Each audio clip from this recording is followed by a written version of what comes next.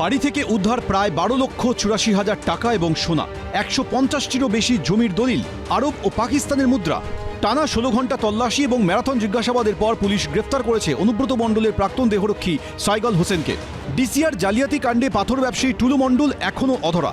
এর মধ্যে তার সঙ্গে জুড়ে গিয়েছে অনুব্রত মণ্ডলের নাম। অভিযোগ, 2011 সালে তৃণমূল ক্ষমতায় আসার পর অনুব্রত মণ্ডলের হাত ধরেই টুলু মণ্ডলের রকেট গতিতে উত্থান শুরু। অনুব্রত মণ্ডলের প্রাক্তন দেহরক্ষী সাইগাল হোসেনের সঙ্গে টুলু মণ্ডলের আত্মীয়তার সম্পর্কও ছিল। টুলু মণ্ডল আপনার কে হয়? টুলু মণ্ডল আমার নন্দাই হয়। সাইকেল বিষয়ের ব্যাপারে তো আমি জানি না, এবার ওনারা তো রিলেটিভ, এবার চেক তো হবেই, চেক তো করতে হবে ওদেরকে। ও রিলেটিভ জন্য আমাদের বাড়ি সব চেক হচ্ছে। এখানে প্রশ্ন উঠছে, তাহলে কি টুলুকাণ্ডে সাইগাল হয়ে তদন্ত অনুব্রত মণ্ডল অবধি পৌঁছতে পারে? এর আগে 2022 সালের 9 জুন গরু পাচার মামলায় অনুব্রত মণ্ডলের তৎকালীন দেহরক্ষী সাইগাল হোসেনকে গ্রেফতার করে সিবিআই। পরে ওই মামলায় জেলবন্দি অবস্থায় তাকে গ্রেফতার করে এনফোর্সমেন্ট ডিরেক্টরেটও। এরপরই ওই বছরের 11ই আগস্ট গরু পাচার মামলায় বীরভূমের বাড়ি থেকে গ্রেফতার করা হয় অনুব্রত মণ্ডলকে। এবার ডিসিআর জালিয়াতি কাণ্ডে সাইগাল হোসেনকে গ্রেফতার করল পুলিশ। এবারও সাইগালের সূত্র ধরে তদন্তের জালে জড়াতে পারেন কোনো রাঘব বোয়াল?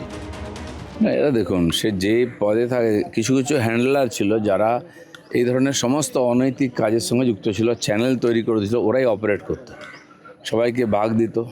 তো সেইখান অবধি না পৌঁছালে এটা বন্ধ হবে না, আর সত্যি সত্যি যারা অপরাধী তারা ধরা পড়বে না। তো এবার ধীরে ধীরে যত তদন্ত এগোচ্ছে তত ভেতরে ঢুকছে, আরও অনেকের নাম আসবে।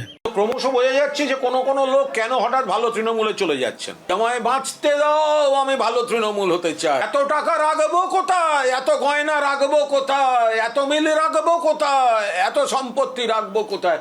তাদের বেশ কয়েকজনের ক্ষেত্রে তো এটাই প্রযোজ্য।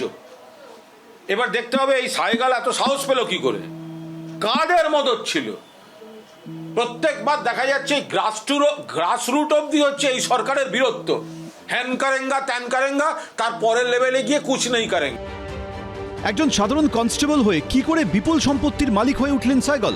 সিবিআই সূত্রে দাবি, গরু পাচারের টাকা লগ্নির ক্ষেত্রে সাইগাল মধ্যস্থতাকারী হিসেবে কাজ করেছিলেন। অভিযোগ, সাইগাল নিজের প্রভাব খাটিয়ে পাচারকারীদের সাহায্য করেছিলেন। পাচারের টাকা থেকে সাইগাল লাভবান হয়েছিলেন বলেও অভিযোগ। ডিসিআর জালিয়াতি কাণ্ডেও পুলিশের প্রশ্নের মুখে সাইগাল হোসেনের ভূমিকা। অনুব্রত মণ্ডলের প্রাক্তন দেহরক্ষীকে কেন টাকা দিয়েছেন টুলু মণ্ডল? সাইগালের কাছ থেকে টাকা কার কার কাছে গেছে?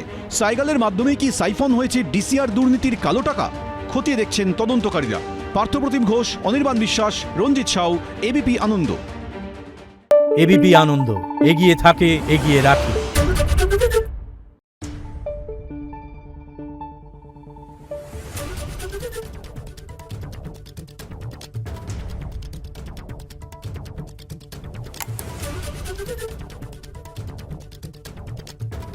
Thank you.